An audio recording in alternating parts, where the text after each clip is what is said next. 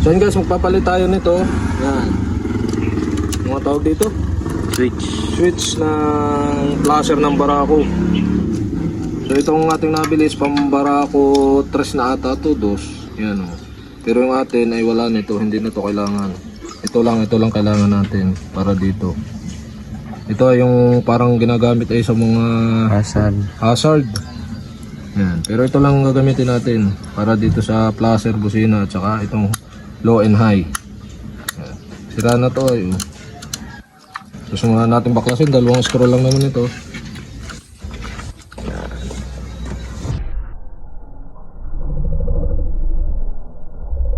Screw yung isa ano? Wala ba? Wala. Ito lang. Aray, hugutin na lang. Oh. Tapos ito. Yan. Nilagyan ko nga pala guys nito dahil itong ating handle is madulas. Nilagyan ko nitong pampa kapni. Ito naman is tape lang, electric tape. Para kumapni, gawa ng wala ditong butas ay. Hindi papasok yung pinakang ano nito. Yan, yung ganari. Yung pinakang lock.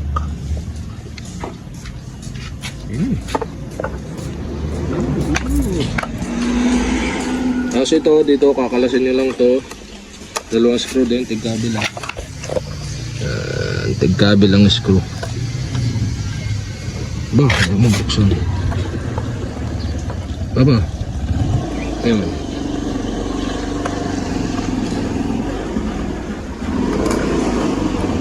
Tapos babaklasin lang to. Baklas lang. Yan. Pagkabaklas nito, kukunin lang ito tong green. Yan, itong green na to. Ito yon, ito. Ito kailangan isusuot lang dito yan. Papalit lang. So dun natin tatanggalin natin to, hugutin sa kabila, tapos ipapasok natin ito. Ito lock lang isa oh. Pupus nyo lang para mahugot. Yan, habang nahugot para pambatak nyo yan. Yan oh. So same switch. Yan, same switch. So hugutin lang natin to. Dini.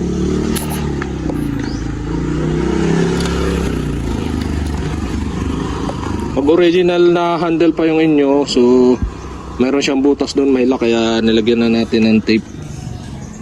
At hindi na to original handle. Kung saan nyo pinasok, doon nyo din. Doon may lock, kaya nilagyan na natin ng tape. At hindi na to original handle. Kung saan nyo pinasok, doon nyo din isusuot yung pinagpaltan.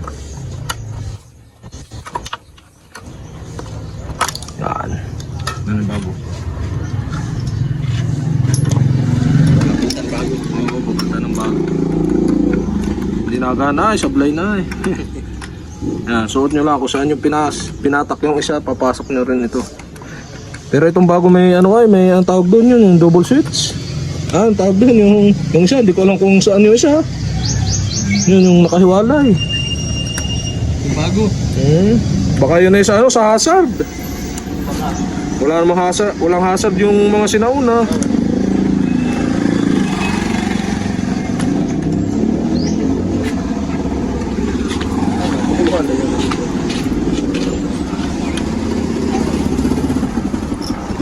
Anong kabili? Iba-vlog ba natin yan? Oo. Ipag-iwang yan.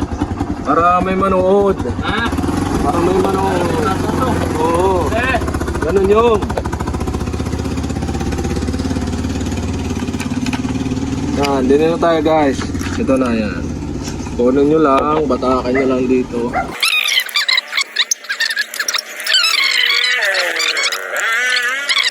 Sa kabila, lipat sa kabila.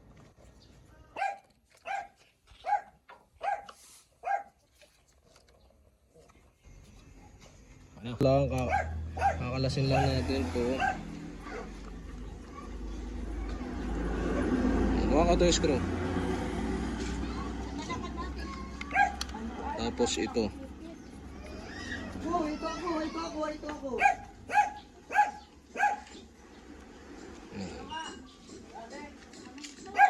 Tapos, balik na natin dito.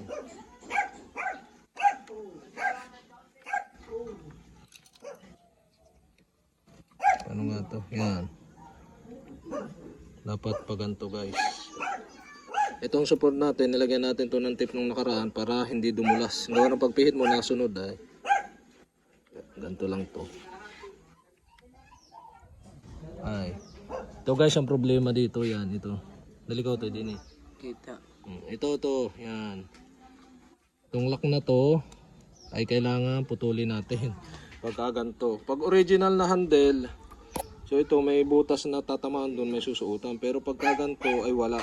Kaya kailangan mayroong ganito para hindi madulas. Walang nag-hold para hindi pumihit. Ito naman ganito, yung ang handle ay customized na o pinalta na, kailangan tanggalin to.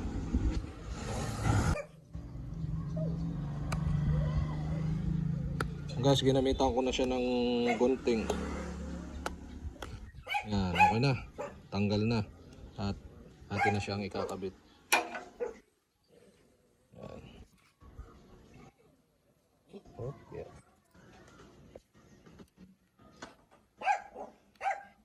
Okay na, pos na. Ayun guys, yan. Okay na yung ating ano. Lagyan na lang natin ng screw dito. Dalawa. So, kailangan nakapasok siya ng maganda. Para dini ko sa kabila.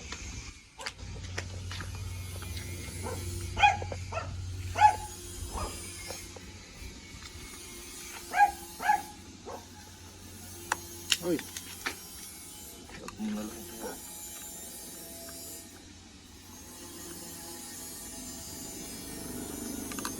Ganito. Pag mag-screw kayo guys, yan, kailangan ay hindi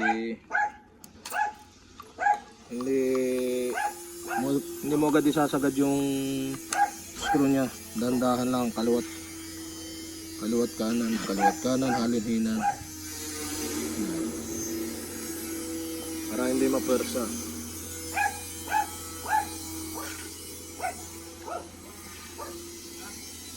Titingnan nyo ito guys, baka ipit itong part na to. Ayan. Baka ipit, baka hindi magandang pagkakalapat. Tabi. Yan. Okay. Yan, huwag nyo nang kapersyahin dahil itong ating nabiling to is yung medyo local. 300 plus lang siya guys. Plastic lang yan, kaya pag pinosin na to, possible na malustred yan. Okay na. Okay, handle.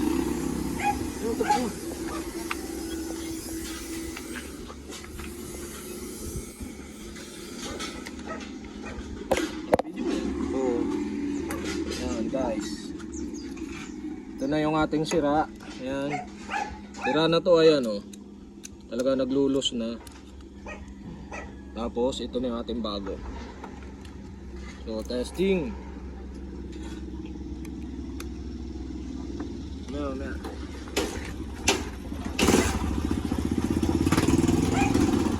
Yan.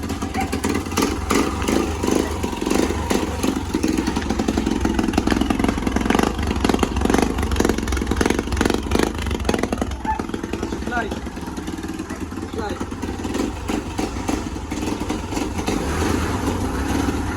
Busina. Ayan, busina. Busina. Ayan. Right. High and low. Tapos horn. Right.